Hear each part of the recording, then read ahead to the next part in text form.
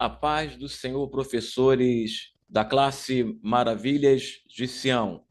Estamos mais uma vez nessa temática de 2026, esse primeiro trimestre.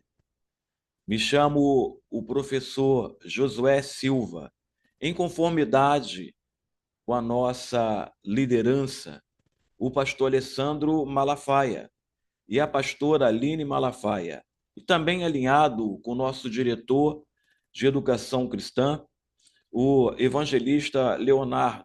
Estamos mais uma vez nessa temática maravilhosa do primeiro trimestre de 2026, revista para adultos Betel, que tem como temática os discípulos de Jesus Cristo, crescendo em maturidade espiritual e vivendo a missão até a eternidade com Jesus Cristo.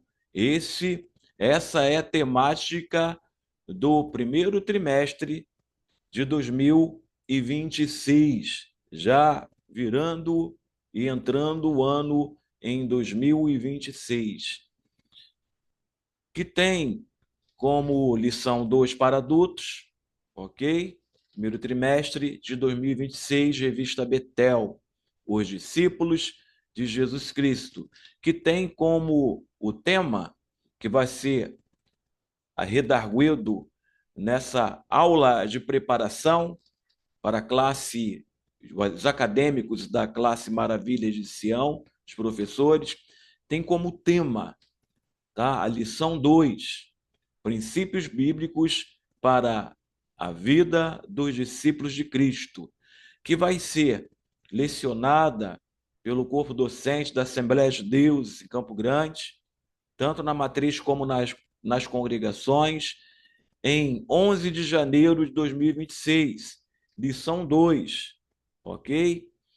E tem como palavras de maior valor semântico, ok? São 4 palavras de maior valor semântico que vai estar dentro do escopo, tá? Do primeiro tópico, segundo tópico e terceiro tópico dessa lição 2.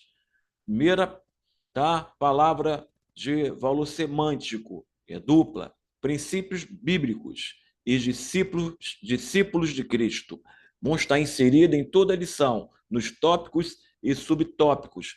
Se ligue bem, tá? Nessas palavras de maior valor semântico, para todo o escopo da lição número 2, princípios bíblicos e discípulos de Cristo. E já tem, sem mais delonga, o texto áureo dessa lição 2. E tudo quando fizeres, fazei-o de todo o coração, como o Senhor, e não aos homens.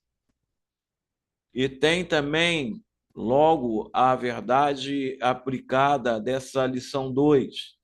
A vida dos discípulos de Cristo, em toda a área, as áreas é norteada pelos princípios bíblico e pela indispensável ajuda do Espírito Santo. Preste bem atenção às palavras de maior valor semântico desta lição 2, princípios bíblicos e discípulos de Cristo. Estarei também apresentando as palavras-chave no decorrer, tá, da lição, dos tópicos.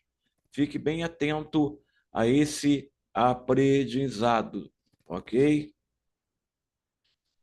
E essa lição 2, objetivo, ela tem como objetivo compreender, reconhecer e enfatizar. Compreender como aplicar os princípios bíblicos cristãos na vida diária. Reconhecer a relevância dos padrões bíblicos na vida cotidiana. Enfatizar que viver os valores cristãos conduz a um caminho de paz. Perfeito.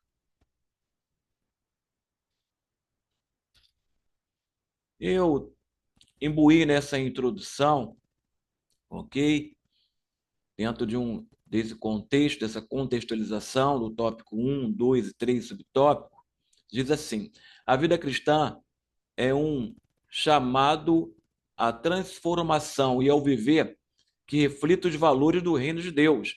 Para os discípulos de Cristo, a Bíblia não é apenas um livro histórico ou de histórias antigas, mas o manual divino que orienta a cada passo, pensamento e atitude. Este estudo visa explorar os princípios fundamentais que devem moldar a jornada de fé, capacitando o crente a viver de forma coerente, segundo os padrões estabelecidos por Deus, e a experimentar uma vida plena, vitoriosa em Cristo. Ao mergulharmos nestes princípios, seremos desafiados a uma aplicação prática. Vai ter uma aplicação prática. Fique bem atento nos tópicos 1, 2 e 3 subtópicos, que nos levará a um relacionamento mais profundo com o Criador e o próximo. Dentro dessa introdução, eu fiz aqui um estudo sobre discípulo. Segundo o dicionário da língua portuguesa, discípulo é aquele que estuda, aprendiz, aluno, respectivo a ensinamento, segundo, disposto a dar prosseguimento ao trabalho de seu mestre, seguidor, devoto das ideias, conselhos ou exemplo de outros. Seguidor convicto de uma ideia, uma virtude, tá? E um ideário, ou etc e tal. Discípulo é aquele que segue as ideologias, os ideários de seu mestre, sejam eles, tá? Seja ideologias boas ou mais, para forjar um caráter. Mas o discípulo de Cristo segue a ideologia bíblica, os ideários do estatuto, da lei, tá? De Deus, para ter um bom crescimento espiritual, para obter maturidade espiritual, precisa observar as Escrituras Sagradas. Ainda que, o que significa a palavra discípulo? Significa seguidor, aprendiz e imitador de um mestre, participante dos ensinamentos de um mestre, alguém que está preocupado se tornar semelhante ao mestre naquilo que está aprendendo dele e no exemplo que vê nele. A palavra discípulo está relacionada com a palavra disciplina. Isso significa que ser discípulo de um mestre implica compreender e ser disciplinar voluntariamente na prática daquilo que está aprendendo do seu mestre. Isso pode implicar mudanças externas e externas profundas, mas o discípulo verdadeiro é aquele que segue, tá? Que é um tipo e segue um tipo de Cristo, que segue como Jesus pregou. Tipifica Jesus em Mateus, Marcos e Lucas. O que ele diz, o que ele fala, o que ele aplica. Sabemos que um terço do ministério terreno de Jesus Cristo foi aplicado em ensino da palavra de Deus. Tópico 1, princípios bíblicos para um viver coerente. Acadêmicos, professores da Assembleia de Deus em Campo Grande, classe Maravilha de Sião. Um discípulo de Cristo é chamado a viver de forma que sua fé seja visível e autêntica, alinhada às suas ações com suas crenças, crê naquilo que acredita. E nós, cristãos, somos cristocêntricos, cremos em tudo que Jesus fez, aplica, porque somos moldados, tá? A ser discípulo de Cristo através da tipologia. Somos um tipo de Cristo naquilo que Jesus nos ensinou e naquilo que ele aplicou. Tópico 1.1, que vai falar sobre estudar a palavra e meditar nela. 1.1, é um subtópico do tópico 1. Eu dividi, tá, em três pontos aqui, tá? Dividi em 3 pontos e também com aplicação pessoal. Primeiro ponto que eu dividi, esse subtópico 1.1, estudar a palavra e meditar nela. 1. A palavra como guia e alimento espiritual. A Bíblia é lâmpada para os nossos pés e luz para o nosso caminho, fornecendo a direção necessária para uma vida que agrada a Deus. Ela é também um alimento que nutre nossa alma, fortalecendo-nos espiritualmente. 2. A importância da leitura diária. E sistemática e sistematizada. Para conhecer a verdade de Deus e crescer na fé, é essencial dedicar tempo à leitura regular da Escritura, buscar compreender seu contexto e mensagem, seu contexto histórico, social, político, religioso, local, contexto geográfico, para compreender melhor. Por isso vai se dar o nome da teologia sistemática, porque se aplica toda essa contextualização. Ok? 3. Meditação para internalização, internalização e transformação. A meditação vai além da leitura, é ruminar sobre a palavra, permitindo que ela penetre no coração e a mente, transformando pensamentos e a atitude. Quando você olha para a palavra, estuda a palavra, ok? Somente na hermenêutica, fazendo estudos, sabe, hermenêutico no contexto histórico, social, político, religioso, ela vem à tona, ela aparece para você e vem, né, a palavra revelada, dá-se o nome da palavra revelada através do estudo. Você se dedica a estudar a palavra e a palavra, através do Espírito Santo, ela se revela para você, transformando em atitudes de pensamentos. Ok? Em Salmos 119, 115, afirma: lâmpada para os meus pés é a tua palavra e luz para o meu caminho. Josué 1:8 nos exorta a meditar na lei de dia e de noite para prosperar e ter sucesso. Para aplicação desse tópico 1.1, estudar a palavra e meditar nela, nós temos essa aplicação pessoal. Estabeleça um tempo diário para a leitura bíblica, mesmo que seja por poucos minutos. Escolha um versículo, passagem, para meditar ao longo do dia, buscando entender como aplicá-lo em suas decisões e interações. Perfeito. 1.2 é o subtópico do tópico 1 ainda, professores, amar o próximo. Também dividi esse subtópico 1.2 em 3 pontos. Primeiro ponto, o segundo grande mandamento, Jesus ensinou que amar o próximo como a si mesmo é o segundo maior mandamento, inseparável do amor de Deus. 2. Amor prático e sacrificial. O amor cristão não é apenas um sentimento, mas uma ação concreta que busca o bem-estar de outro, muitas vezes exigindo sacrifício pessoal. 3. Amar como Cristo amou. O padrão para o nosso amor ao próximo é o amor incondicional, sem pedir nada em troca, e sacrificial de Jesus, que deu a sua vida por nós, tá? É o amor de Cristo, o amor incondicional, o amor ágape.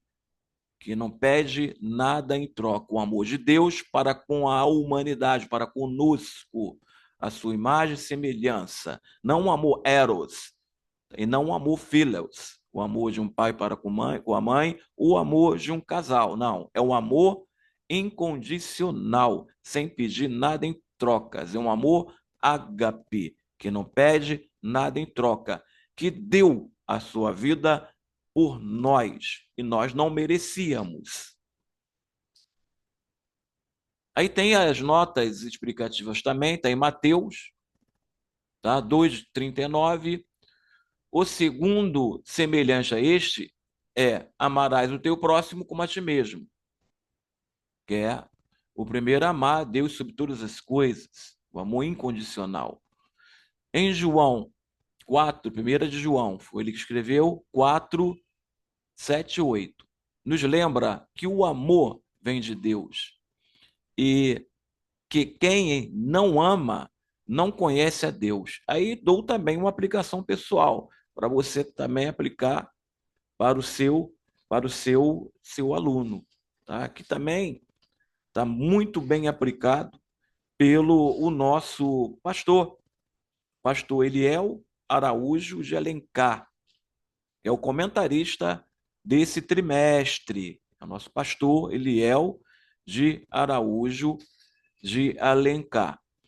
Aplicação pessoal: identifique uma pessoa em sua vida, família, amigo, colega, vizinho, que você pode abençoar com um ato de serviço, uma palavra de encorajamento e uma ajuda prática esta semana ainda. 1.3, transformação do espírito, subtópico 1.3. Também dividi em 3 pontos. Primeiro ponto, o papel do Espírito Santo, ou do Espírito, na santificação. O Espírito Santo é o agente de Deus que nos capacita a viver uma vida santa, transformando o nosso caráter e nos, tá, conformando à imagem e semelhança, fala assim, de Cristo, a imagem de Cristo, tá? Porque Deus, ele não muda, o Espírito Santo não muda temperamento. Se você é sanguíneo, é colérico, você vai continuar sendo. Deus vai, através do fruto do Espírito, tá? Ok? Te moldar a utilizar, tá, o teu temperamento para o reino de Deus. Mas ele muda, tá? O caráter. O temperamento, me desculpa, ele aplica o teu temperamento. Ele molda o teu temperamento, ok? Em prol do reino de Deus, para ganhar almas, profetizar através da palavra, fazer missões, evangelizar, mas Deus transforma o caráter. Se é mau caráter, vai ser bom caráter através, tá, da imagem, do estudo, da imagem e semelhança de Cristo, ser um tipo de Cristo. Aí a palavra, ele vai mudar, não vai moldar, vai mudar o teu caráter. Deus molda o temperamento e muda o caráter. 2, fruto do Espírito, como evidência de transformação. A presença do Espírito Santo em nós se manifesta através do fruto do Espírito. Quais são? Amor, alegria, paz, paciência, amabilidade, bondade, fidelidade, mansidão, domínio próprio e vai por aí, que são características de um caráter transformado. O caráter vai se transformar através do fruto do Espírito, porque os dons espirituais não é evidência de salvação. Ainda que eu falasse a língua dos anjos, a língua dos homens, se não tiver o amor, fruto do Espírito, de nada disto vai valer. Não vale nada, não traz salvação. Mas quando você tem o fruto do Espírito moldado em você, isso é evidência de salvação. A bondade, a misericórdia, a mansidão, o domínio próprio, isso, e principalmente o amor. Isso é evidência de salvação. O fruto do Espírito é um revestimento. 3. Tá? Nesse três pontos. Esse, tá? Terceiro ponto desse tópico 1.3, transformação pelo Espírito Santo, diz assim: rendição e obediência à direção espiritual. Para que a transformação ocorra, é necessário render-se à vontade de Deus e obedecer à direção do Espírito Santo em todas as áreas da vida sentimental, afetiva, profissional, ministerial, espiritual. É preciso render-se à ação do Espírito Santo. Nota explicativa, está em Romanos 2, 12, 2. E não vos conformei com este século, mas transformai-vos pela renovação da vossa mente, para que experimenteis qual seja a boa, agradável e perfeita vontade de Deus. Em Gálatas também, lista o fruto do Espírito como evidência de uma vida guiada por ele. Aplicação pessoal. Ore diariamente, permitindo ao Espírito Santo que revele áreas em sua vida que precisam de transformação. Busque cultivar uma das características do Espírito Santo que você sente que precisa desenvolver mais. É tudo pelo Espírito Santo. Ele molda, tá? E muda o caráter. Tópico 2, para, tá? Padrão bíblico para a vida. Esse é o tópico 2, padrão bíblico para a vida. A Bíblia estabelece um padrão elevado para a conduta e o caráter de discípulo, que deve ser buscado em todas as esferas existenciais, qualquer esfera psicológica, espiritual, ok, afetiva, humana, todas as esferas. Precisa ser buscado esse padrão bíblico, observando as escrituras, redarguindo as escrituras e aplicando as escrituras para a sua vida pessoal, ministerial, sua e da sua família. Isso, subtópico 1.2, tá? Nesse 1.2, cultivando um caráter puro. Dividir também em 3 pontos. Primeiro ponto, a busca pela santidade em todas as áreas da vida. A pureza de caráter não se limita a atos externos, mas abrange pensamentos, intenções e motivações. Busca na santidade em tudo o que fazemos. 2, integridade e honestidade. Tivemos agora há pouco tempo, né? O princípio da honra, a grande conferência. Aprendemos muito, tanto os obreiros membros na Assembleia de Deus em Campo Grande.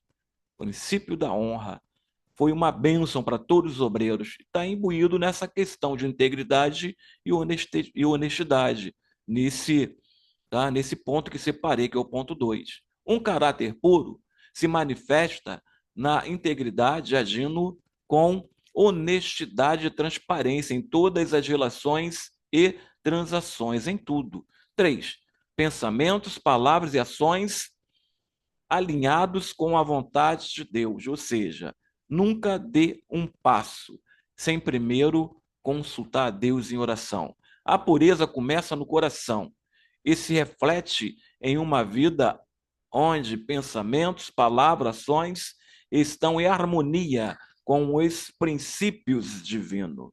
Isso, nota explicativa, está em Filipenses, nos exorta a pensar em tudo o que é verdadeiro, respeitável, justo, puro, amável e de boa fama, virtuoso e digno de louvor. Em Provérbios também vai dizer, nessa nota explicativa que eu apliquei aqui didaticamente, sobretudo o que deve guardar, guarda o teu coração, porque dele procede as fontes da vida.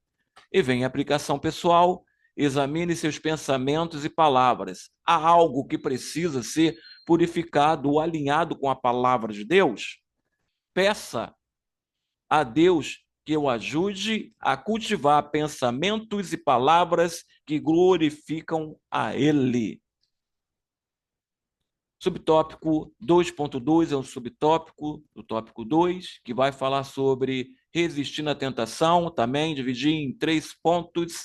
Primeiro ponto, reconhecer a origem e as estratégias das tentações. A tentação não vem de Deus, mas de nossa própria cobiça e das investidas do inimigo. É crucial identificar a área de vulnerabilidade e as táticas usadas para nos desviar. 2. Usar a palavra de Deus como arma. Jesus nos deu o exemplo ao resistir às tentações no deserto, usando a palavra de Deus como sua principal defesa. 3. Buscando força em Deus e fugir das ocasiões de pecado. Não devemos confiar em nossas próprias forças, mas buscar a capacitação divina. Além disso, é sábio evitar situações e ambiente que nos levam ao pecado. Nota explicativa, tá? Do subtópico 2.2, resistindo às tentações, está em Tiago, a primeira.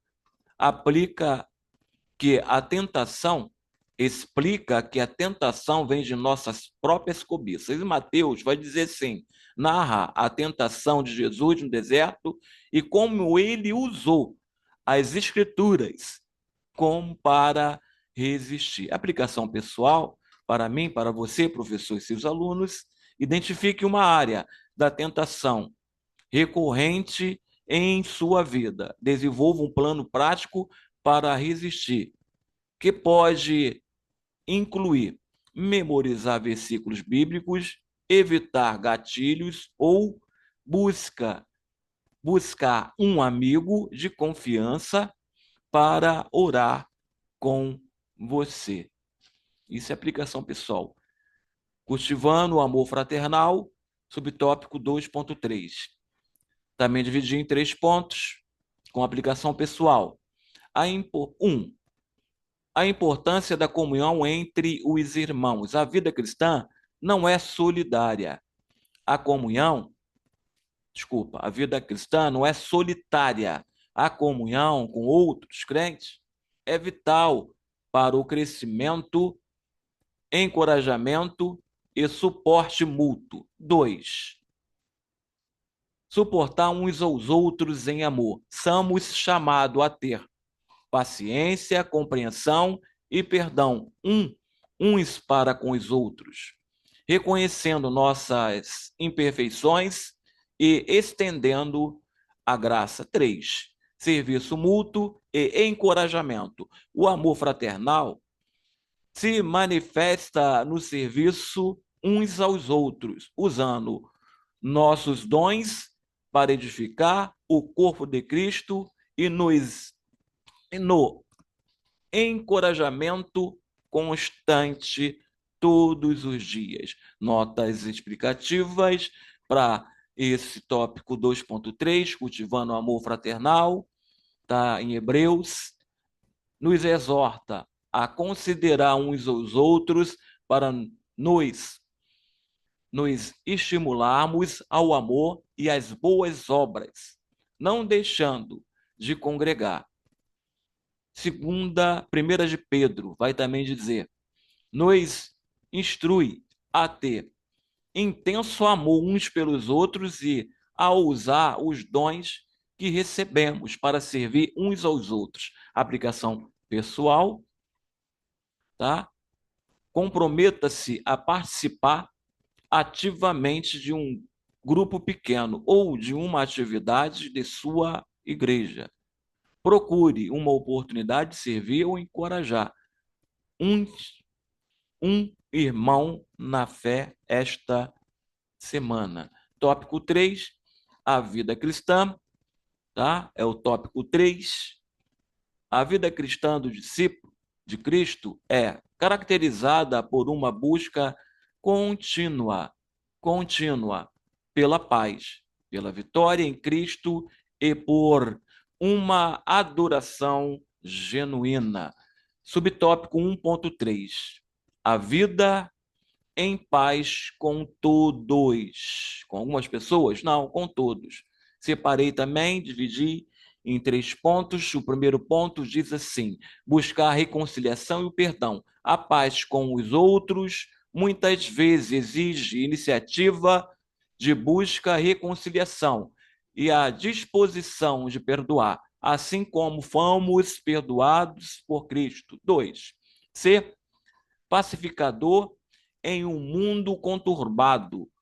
Como discípulos, somos chamados a ser agentes de paz, promovendo a harmonia e a justiça em nossos relacionamentos, em nossa sociedade. 3. Viver em harmonia na meditação na medida do possível. Viver em harmonia na medida do possível. Embora nem sempre seja possível controlar as atitudes dos outros, devemos fazer as nossas parte, a nossa parte para viver em paz com todos, evitando contendas e discórdias. Isso. Nota explicativa em Romanos: se possível, quando depender de nós, tende paz com todos os homens. Em Mateus: bem-aventurados os pacificadores, porque eles serão chamados filhos de Deus. Na nota explicativa, na aplicação pessoal, em alguns relacionamentos que estejam tenso ou em conflito, orem por essa situação e se apropriado de um passo em direção à reconciliação e o perdão. Subtópico 3.1, a vida em paz com todos. Subtópico 3.2, a vida vitoriosa. Separei também 3 pontos, subtópico 3.2. Primeiro, a vitória sobre o pecado e o mundo através de Cristo. Em Cristo somos mais que vencedores. Sua morte e ressurreição nos garante a vitória sobre o poder do pecado e as influências negativas do mundo. 2. Confiança na soberania de Deus em todas as circunstâncias. A vida vitoriosa não significa ausência de problemas, mas a certeza de que Deus está no controle e que ele opera todas as coisas para o bem daqueles que o amam. 3. Perseverança na fé, mesmo diante das adversidades. A vitória é alcançada através da perseverança, mantendo a fé e a esperança em Deus, mesmo quando as circunstâncias são desafiadoras. Nota explicativa em Romanos afirma que em todas estas coisas somos mais que vencedores, por meio daquele que nos amou. Em João, 1 João, que foi ele que escreveu, 5,4, porque tudo o que é nascido de Deus vence o mundo. Esta é a vitória que vence o mundo, a nossa fé. Aplicação: identifique uma área em sua vida onde você se sente derrotado ou desanimado. Entregue essa situação a Deus, declare sua vitória sobre ela e confie que Ele o capacitará a perseverar. 3.3, a vida de adorador. Separei também, didaticamente, em 3 pontos. Primeiro, adoração como estilo de vida, não apenas um ato. A verdadeira adoração vai além dos cânticos e rituais. É uma atitude contínua de reverência, gratidão e entrega a Deus em todas as áreas da vida. 2. Louvor e gratidão em todo o tempo. um adorador encontra motivos para louvar e agradecer a Deus em todas as circunstâncias, reconhecendo sua bondade e fidelidade. 3. Serviço de entrega total a Deus. A adoração mais profunda é a entrega de nossa própria vida como um sacrifício vivo, santo, agradável a Deus, servindo-o com nossos dons e talentos. Mas a verdadeira adoração não está, vai além da adoração sobre cânticos e rituais. A verdadeira adoração, professores da classe Maravilha de Sião, é quando você se debruça sobre a palavra para entender a teologia sistemática, para entender a escatologia, para entender a cristologia, quem é Cristo, a teotologia, quem é Deus, para entender textos cruciais, examinando as escrituras e usando as ferramentas sistematizadas. Quando você faz isso, Deus ele revela a sua palavra para ti, ele bota à tona o que está implícito e traz explícito, traz à tona, através do seu sacrifício, da sua devoção em estudar quem é Deus. Isso move com Deus. A maior adoração não é em cânticos, em rituais. Não, a maior adoração é quando você estuda a palavra de Deus e entende a palavra de Deus usando as ferramentas sistematizadas da teologia. Ok? Onde você aprende no Instituto Bíblico Ebeneze, na FIB, ok? Onde você aprende tudo isso. Usar as ferramentas. Isso mexe com Deus. Quando você estuda a palavra, aprende quem é Deus, você move Deus. Essa é a maior forma de adoração, é isso que nós estamos fazendo aqui. Essa didática é didática de Deus, uma consciência cristã que a verdadeira adoração de entendimento da palavra, que a verdadeira adoração é quando você entende, compreende e aplica a palavra de Deus, você movimenta Deus no céu ao teu favor e a favor de alguém por conta da sua dedicação, professor. Nota explicativa, está em Romanos, nos exorta a apresentar nosso corpo como sacrifício vivo, santo e agradável a Deus, que é o nosso culto racional. Em Salmos também vai dizer, nos convida a servir ao Senhor com alegria e apresentar-nos a Ele com cânticos, ok? De louvor e adoração através da sua palavra. Adoração, o louvor é uma forma de adoração, mas a maior forma de adoração é quando você estuda a palavra de Deus, conhecer quem é Deus. Aplicação. Reserve um tempo hoje para expressar sua adoração a Deus de uma forma diferente. Pode ser através de um período de louvor espontâneo, escrevendo uma oração de gratidão ou dedicando ao serviço, ajudando alguém, a diaconia, ou estudando quem é palestrante, conferencista ou pregador. Estudem a palavra de Deus, principalmente quem é professor. Esta é a maior forma de adoração, é quando você se debruça sobre a palavra de Deus, que você movimenta Deus lá no céu. Conclusão: os princípios bíblicos para a vida do discípulo de Cristo são a base para uma jornada de fé autêntica e impactante. Desde o estudo e a meditação na palavra, pensando pelo amor, passando pelo amor ao próximo e a transformação pelo Espírito Santo, até o cultivo de um caráter puro, a resistência às tentações, o amor fraternal, a busca pela paz e a vivência da vitória em Cristo e uma vida de adoração contínua. Cada aspecto nos desafia a um compromisso mais profundo. Que este estudo não seja apenas um acúmulo de conhecimento, mas um convite à prática diária, permitindo que a luz de Cristo brilhe através de nós, impactando o mundo ao nosso redor e glorificando o nome daquele que nos chamou.